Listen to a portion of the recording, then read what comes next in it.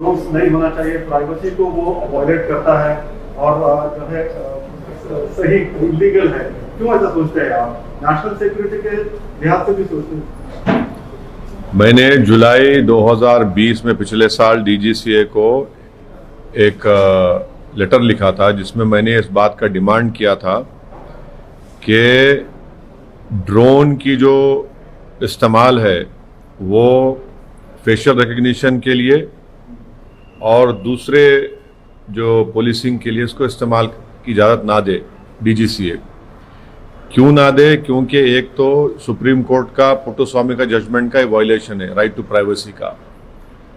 दूसरा यह है कि हमारे देश में प्राइवेसी प्रोटेक्शन लॉ नहीं है। तीसरा यह है कि यूपी गवर्नमेंट जो टेंडर कॉल की वो कहती है कि प्रोटेस्ट को भी आप देखेंगे, यानी प्रोटेस्ट निकालेंगे तो भी आप उस पर निकालेंगे, उसको रिकॉर्ड करेंगे। और ऑलरेडी फेशियल रिकग्निशन ऐप तो वो भी सुप्रीम कोर्ट जजमेंट का वायलेशन है। और फिर आप कह रही यूपी सरकार टेंडर में कहती है कि लोग जनता के टेरेस के ऊपर ड्रोन देखेगा, चेक करेगा। अरे भाई आप कौन होते मेरे टेरेस पे आके देखने के लिए? क्यों देखेंगे टेरेस पे आके? अब आप कल बोलेंगे मेरे टॉयलेट में आएंगे आप। तो ये सब बिल्कुल संविधान के खिलाफ है, सुप्रीम कोर्ट जजमेंट पुट्टुस्वामी के खिलाफ है। और अगर आप रिकॉर्ड भी करेंगे तो किस लिए रिकॉर्ड करेंगे? कितने दिन तक आपके पास रहेगा? कि हमारे पास डेटा प्रोटेक्शन लॉ भारत में अभी तक नहीं आया। तो इसलिए ये आप एक पुलिस स्टेट बनाने के लिए सब काम कर रहे हैं। लेकिन ये भी बात हो सकती है सर कि सिक्योरिटी को लेकर के काफी चौकस रहने की जरूरत है और उसके तहत ही, उसके चलते ही इस प्रकार का सर्वेलेंस। हाँ, तो आप अगर आप सिक्योरिटी की बात कर रहे हैं तो भारत में प्राइवेसी प्रोटेक्शन लॉ बनाइए, डेटा प्रोटेक्शन लॉ लाइए, उसके बाद ये सब चीजें करिए। आप मेरी प्राइवेसी को, आप मेरे डेटा को आप मिसयूज भी कर सकते हैं। आप मेरे डेमोक्रेटिक जो फंडामेंटल राइट है आप उसको भी खत्म कर सकते हैं। तो सुप्रीम कोर्ट का जजमेंट को फॉलो करने क्यों नहीं करना चाहते? पुट्टुस्वामी जजमेंट को फॉलो करिए ना, कौन रोक रहा है आपको? फॉलो करिए। अभी उत्तर प्रदेश सरकार टेंडर बुला रही है तो उसके पीछे मकसद क्या देख रहे हैं? उसके पीछे मकसद वो तो ऑन पेपर ये कह रहे हैं कि प्रोटेस्ट होगा और अगर कोई अनस्क्रूपुलस एलिमेंट्स होंगे। अब भाई आपको डिसाइड करने वाले कौन होंगे? अनस्क्रूपुलस कौन है? प्रोटेस्ट को आप क्यों करेंगे? प्रोटेस्ट तो सुप्रीम कोर्ट का जजमेंट है, संविधान में मुझे राइट टू डिसेंट का एक फंडामेंटल राइट है। आप इस देश में डेटा प्रोटेक्शन लॉ क्यों नहीं बनाते? आप भारत में प्राइवेसी प्रोटेक्शन लॉ क्यों नहीं बनाते? और क्यों आप पुट्टुस्वामी जजमेंट जो कह रहा है उसके खिलाफ ये क्यों काम कर रहे हैं आप?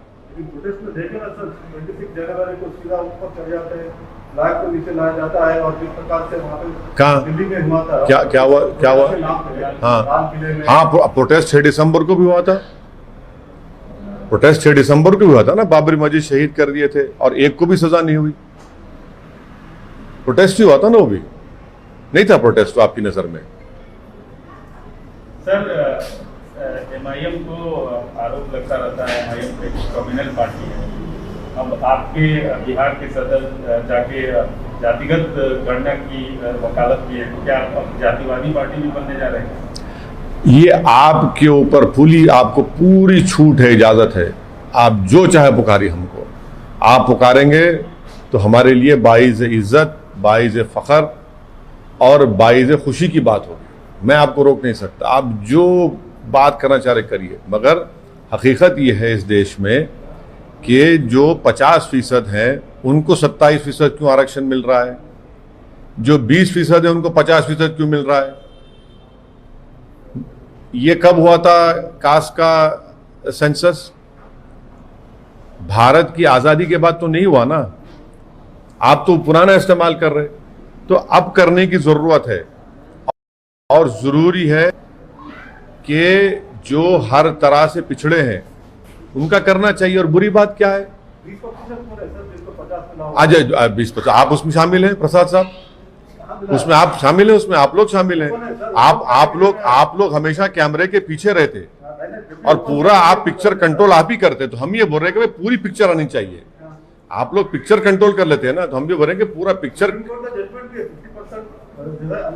वो अलग बात है, वो अलग बात है। हम ये कह रहे हैं कि कास्ट सेंसस होना चाहिए, हाँ। ये हर पॉलिटिकल पार्टी कह रही है। और सुनिए, और मोदी जी अपने आप को ओबीसी लीडर कहते हैं, तो उनको हम पार्लियामेंट में भी मैंने कहा था कि मोदी जी जब प्यार किया तो डरना क्या। आप जो है 50% का ये जो सुप्रीम कोर्ट का है, आपको पार्लियामेंट को पावर है संविधान से, आप लॉ बनाइए और तोड़ जाइए 50% को। डरते क्यों है? आखिरी बात, ओबीसी का सब कैटेगराइजेशन होना जरूरी है। जो रोहिणी कमीशन बनाया गया है, मोदी जी उसकी रिपोर्ट भी जनता को नहीं देते। सब कैटेगराइजेशन जरूरी है। अगर कास्ट सेंसस होना चाहिए तो फिर आप सीए के लिए अगेंस्ट में क्यों खड़े हो सकते? कास्ट सेंसस के से सीए से क्या ताल्लुक मैडम? कास्ट तो रियलिटी है, और वो कास्ट का अपलिफ्टमेंट, कास्ट का एम्पावरमेंट, और कास्ट जो कास्ट है उनका कितना नंबर है वो तो मालूम होना चाहिए ना। अगर देश में मालूम नहीं होगा तो पॉलिसी कैसे बनाएंगे?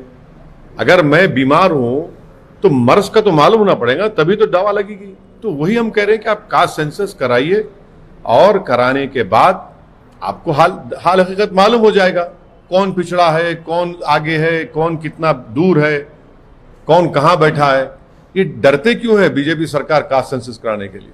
सर, अफगानिस्तान को लेकर आपने पहले भी कहा था कि तालिबान से बात करनी चाहिए, लेकिन हकीकत ये है कि भारत के लिए तालिबान बहुत ही जो है एक खराब बात है या फिर डेंजरस थिंग है। तो उनसे बात क्यों की जाए? और मौजूदा हालात में जिस प्रकार से अभी ऑल पार्टी मीटिंग भी बुलाई गई है, अब मुझे अभी तक मोदी सरकार की तरफ से ऑल पार्टी मीटिंग का इनविटेशन अभी तक नहीं मिला है।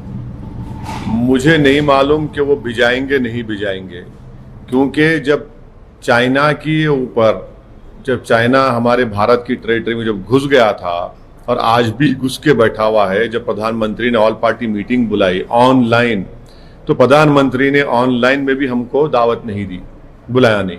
अब ये नहीं मालूम कि इस ऑल पार्टी मीटिंग में जो फॉरेन मिनिस्टर ब्रीफ करेंगे अफगानिस्तान के ऊपर, उसमें हमको बुलाएंगे नहीं बुलाएंगे। मगर हम तो आपके जरिए से प्रधानमंत्री से ये बोलना चाहेंगे कि हमको भी बुलाइए, हमको भी बुलाइए। चाय की जरूरत नहीं है, मगर हम सुनना चाह रहे हैं कि भारत सरकार की क्या पॉलिसी है अफगानिस्तान के ऊपर। क्योंकि मैंने पार्लियामेंट में 4 मरतबा पिछले 7.5-8 साल में इस मसले को बार बार उठाया है, और वो ऑन रिकॉर्ड पर है। हम ये पूछना चाह रहे हैं कि भाई आपकी पॉलिसी क्या है अफगानिस्तान के ऊपर। तो हम उम्मीद करते हैं कि government of India AIMIM party को भी इस ऑल पार्टी मीटिंग में इनवाइट करेगी। तालिबान को लेकर के आपका क्या रवैया है? अरे मैं आपसे कह रहा हूं ना भाई, सुनिए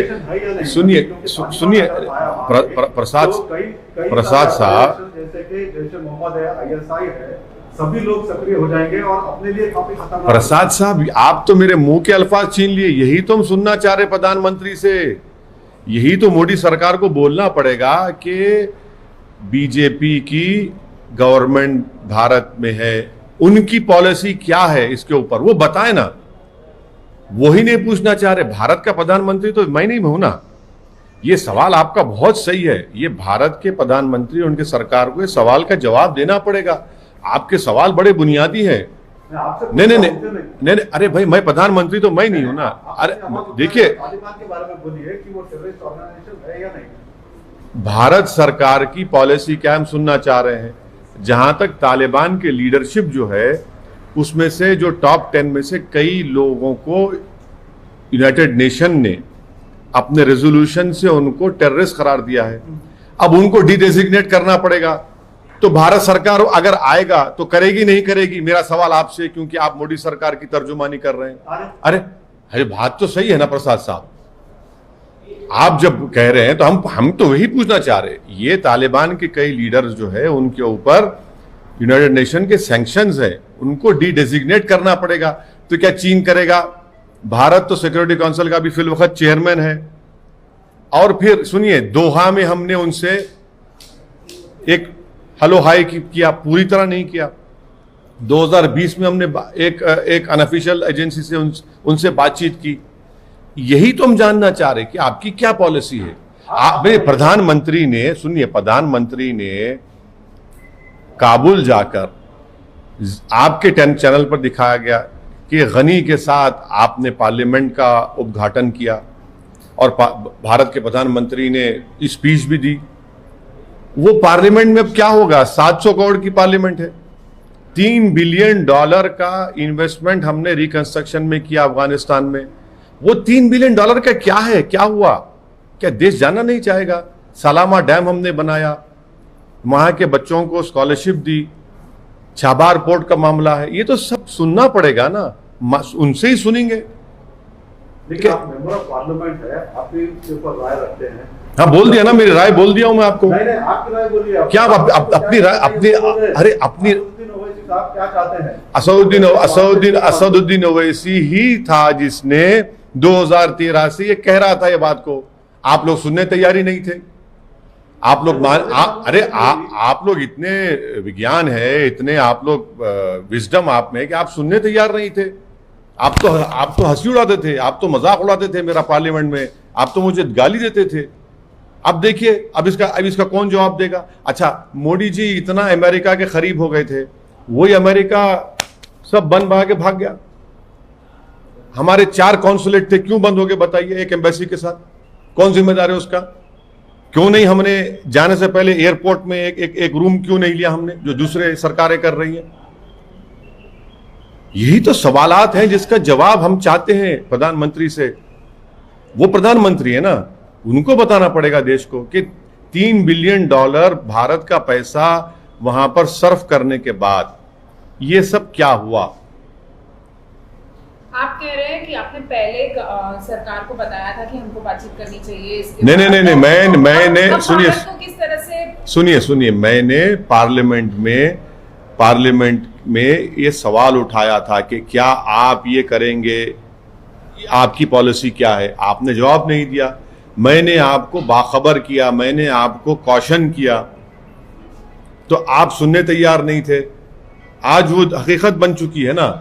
तो इसमें आपका प्रॉब्लम क्या है आपके चैनल का, कि आप ये चाह रहे हैं कि रात के 9 बजे बैठकर ओवैसी वो मैं होने नहीं दूंगा। आप ये नहीं सुनिए, आप ये पूछिए कि ओवैसी ने पार्लियामेंट में कहा था नहीं कहा था, बताइए आपने क्या किया? ओवैसी ने कहा था कि आप क्या कर रहे हैं, आप उसका जवाब नहीं देते। ओवैसी ये बोल रहा है कि भाई $3 बिलियन आप भारत का पैसा वहां पर खर्चा किए। अब उस पार्लियामेंट में कौन बैठेगा? वो सलामा डैम का क्या होगा? वो जो बच्चों को हमने स्कॉलरशिप पे बुलाया था, ये सब क्या हुआ? इसका नतीजा क्या निकला? भारत को उनसे डरना चाहिए या फिर क्या करना चाहिए? देखिए, भारत सरकार ये बखूबी जानती है, असदुद्दीन ओवैसी भी जानता है कि जितने तालिबान के लीडर्स हैं अभी, उसमें से बहुत से ज्यादा पर यूनाइटेड नेशन ने उनको एज अ टेररिस्ट डिक्लेयर किया है ना। तो फिर आपको ही मानना पड़ेगा, मेरे को ही मानना पड़ेगा ना, यूनाइटेड नेशन का मानना पड़ेगा।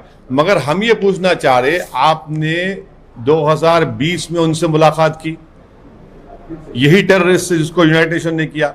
आपने दोहा में उनसे मुलाकात की नहीं की। अब ये हम गवर्नमेंट ऑफ इंडिया ने दोहा में मुलाकात की ना, ये तो आप ही ने रिपोर्ट किया था। आप भूल जा रहे हैं, आपका चैनल पे आपने दिखाया था बड़ा बड़ा। हम ये सवाल तो हम पूछना चाह रहे हैं। हम तो उम्मीद करेंगे कि मोदी सरकार हमको भी दावत देगी। गो हमारे 2 MP हैं, मगर हम भी थोड़ा सुनना चाह रहे हैं। बुलाइए हमको भी पार्लियामेंट में। हाँ, बोलेंगे नहीं, हम सुनना चाह रहे भाई। वो तो ब्रीफ करेंगे। फॉरेन मिनिस्टर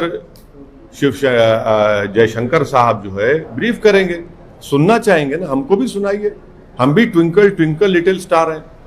लेकिन जिस प्रकार से भारत अभी अफगानिस्तान से अपने नागरिकों को, दूसरों को लेके आ रहा है, बहुत अच्छा कर रहे हैं, क्या प्रशंसनीय, बहुत अच्छा कर रहे हैं, बहुत जरूरी है, लेके आना चाहिए उनको। मगर हम तो ये सोच रहे थे कि वहां पर एयरपोर्ट पे हम एक हिस्सा, एक एयरपोर्ट का, जैसा दूसरे एम्बेसीज ने एयरपोर्ट में एक रूम लेकर वहां पर अपना झंडा लगाया अपनी कंट्री का, हम भी लगाना चाहिए था हमको, क्योंकि एयरपोर्ट अमेरिका के कंट्रोल में है। एयरपोर्ट अमेरिका कंट्रोल में है। अभी भी अगर हमारे कोई नागरिक हैं तो उनको बिल्कुल निकालना चाहिए। अब एक बात आप लोग भूल रहे हैं, जिस जगह से हम यहां बैठकर इंटरव्यू कर रहे हैं, यहां का इंजीनियर को टेररिस्ट ने मार दिया था। हमारा इंजीनियर मारा गया आंध्रा का, तेलंगाना आंध्रा का, जाने दी गई हैं। तो यही तो हम सवाल पूछना चाह रहे हैं उनसे, आप जवाब ही नहीं हम सुनना चाह रहे। आप मुझे प्रधानमंत्री बना दे रहे, ये तो गलत बात है ना। मैं तो सत्ता में नहीं हूं, मेरे सवालात करना मेरा काम, मेरा डेमोक्रेटिक राइट है। मगर आपको इतनी तकलीफ क्यों हो रही है बताइए ये सवालात से? 3 बिलियन आपका भी पैसा है ना उसमें। जिस तरह से हालात है ये मैडम को सर, जिस तरह से अफगानिस्तान में इस वक्त हालात है, लोग मारे जा रहे हैं, तो उस पे अब क्या भारत को उनसे डरना चाहिए या क्या स्टैंड है? भारत किसी से नहीं डरता, ना डरना चाहिए। क्यों डरना चाहिए? क्यों डरना चाहिए हमको? मुल्क है, हमें कंट्री है, डरने की क्या बात है? चीन और पाकिस्तान एक हो गए। अरे भाई डरने की क्या बात है? कोई हो जाए, एक हो जाए, हम अगर हम एक हो गए तो 100 एक हो जाए, क्या करेंगे? डरने की बात नहीं है। ये बात बिल्कुल सही है कि तालिबान पाकिस्तान से बहुत करीब है, इससे कोई डिनाई नहीं कर सकता। तालिबान पाकिस्तान से बहुत करीब है, कौन डिनाई करेगा इसको? सब कुछ सारी दुनिया के हर सिक्योरिटी एक्सपर्ट्स कह रहे हैं। तो ये हम सुनना चाह रहे कि फॉरेन मिनिस्टर साहब क्या ब्रीफ करेंगे अगर हमको बुलाए, नहीं तो फिर आपसे सुन लेंगे। Hardeep Singh Puri has said that Afghanistan crisis shows why CAA is needed. Then make it. They should have made it religious neutral. Simple as that. I had said in my speech in the parliament that strategically this was a wrong step to be taken by the government, wherein you have made it on the basis of religion. Had it been religious neutral, people who have helped us, they would have easily been able to come to India. But you have made it on the basis of religion, which again is a violation of right to equality. Who stopped you from making it religious neutral? I had raised the issue of Hazaras, Tajiks, Uzbeks, Turkiman. In my speech I have raised it. No, you act in haste and you want to repent in leisure, you do it. But this is what I had said. Who stopped you from making it religious neutral?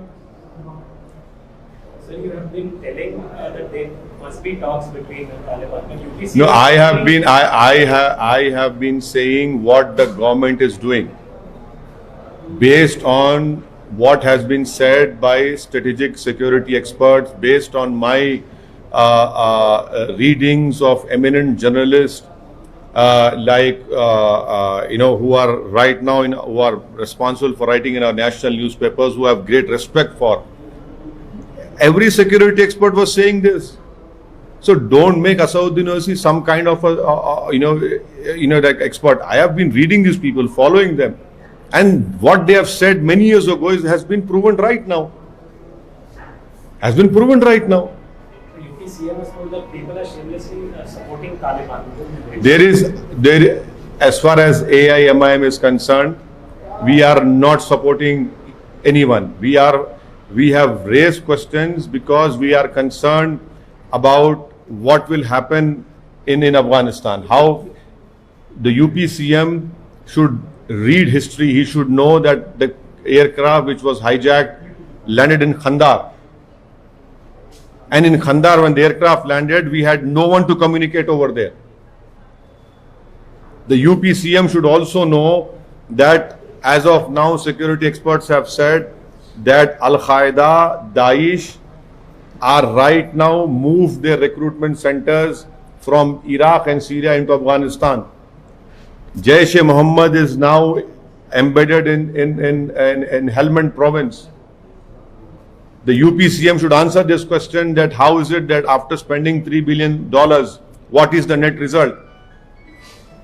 He can use to communalize each and everything, but these are pertinent questions which either he fails to understand them, or he has no answer to the questions which I am posing. Sir Kalyan Singh ji के बारे में हाँ बहुत वहाँ पे roads उनके नाम पे उनके नाम पे अयोध्या में हाँ बहुत दिन से बीमार थे बेचारे, इंतकाल हो गया उनका। उनके नाम पे अयोध्या में राम मंदिर के रास्ते का रोड का नामकरण। अरे बहुत दिन से बीमार थे भाई, इंतकाल हो गया बेचारे, इंतकाल हो गया, बीमार थे ना बहुत दिन से। अच्छा वो नहीं पूछ रहे आप भारत के तिरंगे के बारे में? नहीं पूछेंगे? आपको भारत के तिरंगे से मोहब्बत नहीं है आप टीवी वालों को, चैनल वालों को? कहां गया राष्ट्रवाद आप लोगों का? तिरंगा के बारे में फिक्र नहीं है आपको? नहीं देखे आप लोग वही देखते हैं जो आपको आप दिखाना चाहते। हम वो देखते हैं जो आप नहीं देखते, जो देश को हम दिखाना चाहते। बोलिए सर, क्या नहीं, हो गया। अब आप नहीं देखे तो क्या करेंगे? आप देख लेते तो हमसे पूछते। रोड का नामकरण कल्याण सिंह, हाँ, रोड का नामकरण कल्याण सिंह के नाम पे हो रहा है। अरे भाई क्या क्या नाम बदल दिए। इलाहाबाद का नाम प्रयागराज करे। आप भी तो इलाहाबाद से आते हैं मेरे भाई। गंगा के पानी के ऊपर लाशें तीर रही थी। नाम बदलने से क्या किसी को ऑक्सीजन मिल गया? गंगा के किनारे लाशों पर कुत्ते खा रहे थे, नाम बदलने से कुछ हो गया? जलाने के लिए लकड़ी नहीं थी कोविड सेकेंड वेव में, तो नाम बदलने से नौकरी मिल गई। 37 लाख यूपी के अनएम्प्लॉयमेंट पोर्टल पे बेरोजगार नौजवान के नाम है और इनको नाम बदलने की फिक्र है। अरे नाम से ज्यादा काम करिए ना, गवर्नेंस करिए। महिलाओं पे जुल्म होते रहता है। सर, उत्तर प्रदेश पे आप अपने पत्ते नहीं खोल। हाँ? उत्तर प्रदेश का चुनाव सर पे है और आप अपने पत्ते अभी तक आपको हम बहुत सी बातें इन कॉन्फिडेंस में बता चुके हैं सर, क्या और हमको उम्मीद है कि आप उसको अपने दिल में रखेंगे। सर तिरंगे के बारे में मालूम कर लिए सर? हाँ चलिए, थैंक यू। हो गया मालूम कर लेना। जनगण मन चलिए।